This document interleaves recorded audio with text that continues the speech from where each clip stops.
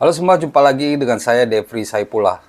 Kali ini saya akan membahas perempat final Euro, di mana ada 4 pertandingan penting yang akan menjadi penentu siapa yang akan lolos ke perempat final.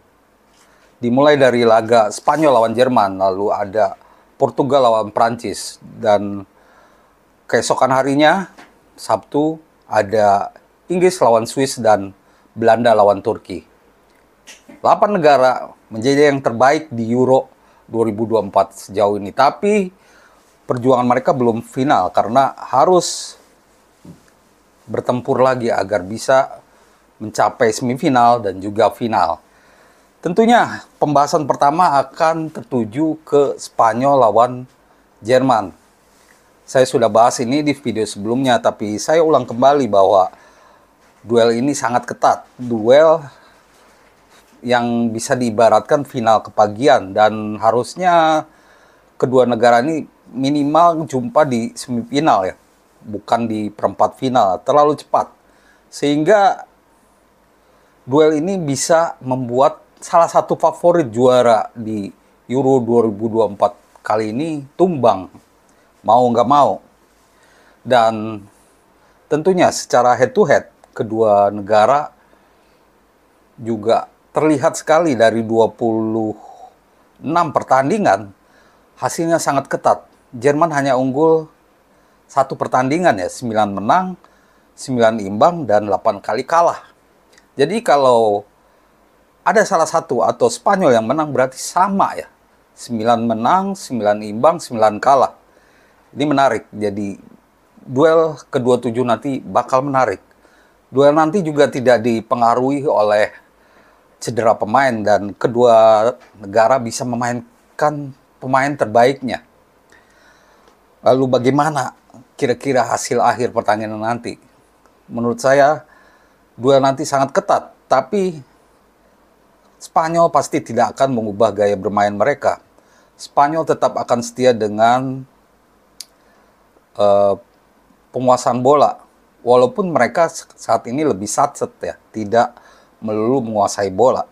Tapi karena melawan Jerman, Jerman pastinya akan lebih banyak menunggu di pertandingan ini karena mereka merasa bahwa Spanyol, melihat pertandingan sebelumnya, harus diwaspadai gitu, harus dijaga ketat. Walaupun tentu cara menjaga pemain Jerman dengan misalkan Georgia memang berbeda ya. Nah, Jerman akan memilih menunggu lebih dahulu, dan mereka akan memanfaatkan celah di pertahanan Spanyol dengan menggunakan kecepatan mungkin Florian Wirtz ya, dan juga Jamal Musiala.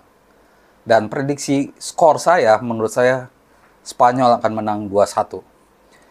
Lalu ke pertandingan selanjutnya, yaitu Portugal melawan Prancis. Ini ulangan final Euro 2016, di mana Portugal menang 1-0 di pertandingan itu.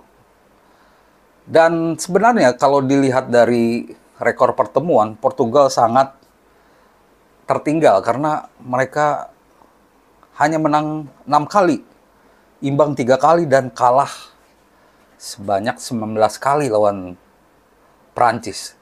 Tapi itu mungkin terjadi di zaman dulu ya. Kalau di era-era sekarang, termasuk saat Euro 2020, kedua tim sangat berimbang. Dan dilihat dari 3 pertandingan terakhir, mereka sangat berimbang. Sehingga siapa yang akan menjadi pemenang akan sulit ditebak ya. Selain itu tentu kualitas pemain kedua tim sangat bagus. Kedua tim memiliki pemain-pemain bintang yang terkenal di dunia. Cristiano Ronaldo yang menua, dan juga calon superstar baru Kylian Mbappe yang akan merintis karir baru di Real Madrid. Nah, menurut saya duel ini berpotensi monoton. Mengapa begitu? Karena saya melihat dari duel-duel sebelumnya, Prancis apalagi ya, hanya mencetak 3 gol di 4 laga. 2 gol itu adalah gol bunuh diri. Sedangkan satu lagi gol penalti dari Kylian Mbappe. Jadi sangat buruk penyelesaian akhirnya. Dan pelatih Didier Deschamps sudah meminta agar Prancis memperbaiki peluang, jangan terlalu banyak membuang peluang. Dan sepertinya ini akan lebih dipertajam lagi. Portugal harus mewaspadai dua winger Prancis, Theo Hernandez dan juga Jules Kounde. Sedangkan Portugal juga kerap monoton, itu dilihat saat melawan Slovenia ya. Kalau saja tidak adu penalti bisa berbahaya. Pemain Portugal terlalu lama mengolah bola saat melawan tim-tim dengan defense yang kuat. Pemain Portugal tak berani memberi umpan terobosan kepada Ronaldo, padahal saya melihat bahwa Ronaldo sering meminta bola. Tapi mungkin karena penampilan Ronaldo menurun, jadi ada rasa kurang percaya dari pemain lain. Tapi mungkin itu tidak benar, karena Ronaldo adalah sosok yang dihormatin ya, bagaimanapun di Portugal. Dan menurut saya ada potensi perpanjangan waktu di laga ini, karena ini sangat ketat. Mungkin adu penalti. Kalaupun ada skor di waktu normal mungkin 1-0 untuk Prancis. Karena Prancis ini bagaimanapun sudah terbukti mereka selalu bisa lolos dari lubang jarum. Nah, pertandingan berikutnya Inggris melawan Swiss. Ini duel tricky.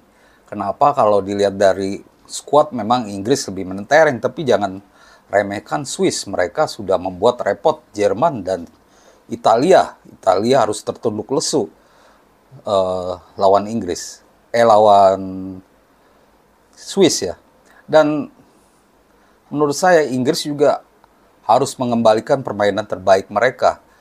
Mereka harus mendengarkan kritik tapi tidak termakan oleh kritik ya. Karena Inggris adalah negara yang paling banyak ditekan ya. Karena mereka sudah lama tidak berprestasi ya di turnamen besar. Hanya Piala Dunia 1966. Setelah itu tidak ada lagi gelar ya. Dan kabarnya pelatih Gareth Southgate mungkin akan merombak tim. Karena bukan keperluan atau ada rotasi. Karena dua pemainnya, Kieran Trippier dan Marc Guehi, pasti absen di laga melawan Swiss. Dan menurut saya Ezra Konsa atau Eze atau Cole Palmer bisa dicoba ya sebagai pengganti Trippier. Tapi kalau Luke Shaw pulih, sangat baik untuk memakai Luke Shaw yang memang spesialis fullback kiri. Menurut saya rotasi yang tepat, Cole Palmer, Kobbie Mainoo harus jadi starter, dan itu terbukti lah, udah terlihat waktu melawan Slovenia ya. Dan kan Swiss memiliki potensi untuk mengejutkan karena seluruh lini bagus ya, Aebischer, tapi mereka tak akan diperkuat oleh Granit Xhaka. Jadi siapa yang menjadi pemenang menurut saya bisa saja 1-1 dulu dan Inggris menang 2-1 ya di perpanjangan waktu. Sedangkan laga terakhir yaitu Belanda lawan Turki. Nah, ini duel yang juga menarik karena melihat hasil sebelumnya, Belanda sedang dalam kepercayaan diri yang besar karena mengalahkan Rumania 3-0. Setelah tampil melempem di fase grup, Belanda memperbaiki penampilan mereka di 16 besar.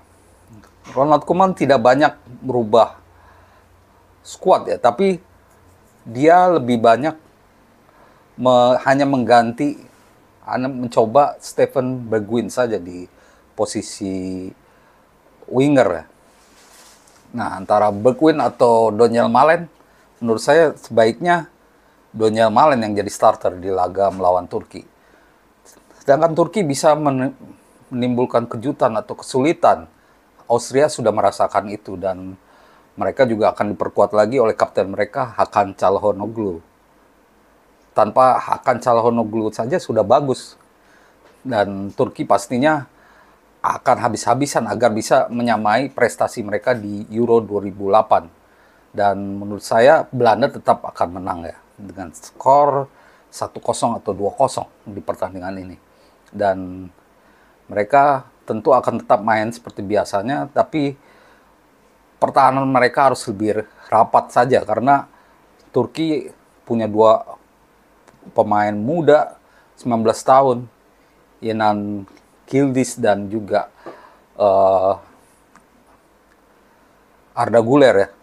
Mereka harus diwaspadai sehingga Belanda bisa melaju ke semifinal. Nah, di semifinal nanti akan menarik karena kita akan menunggu kemungkinan duel Spanyol lawan Prancis, Inggris melawan Belanda. Dan finalnya siapa? Kita tunggu saja duel perempat finalnya. Demikian teman-teman ulasan saya soal prediksi Euro, perempat final Euro 2024. Semoga menjadi informasi yang baik sebelum teman-teman menonton pertandingannya. Terima kasih dan salam olahraga.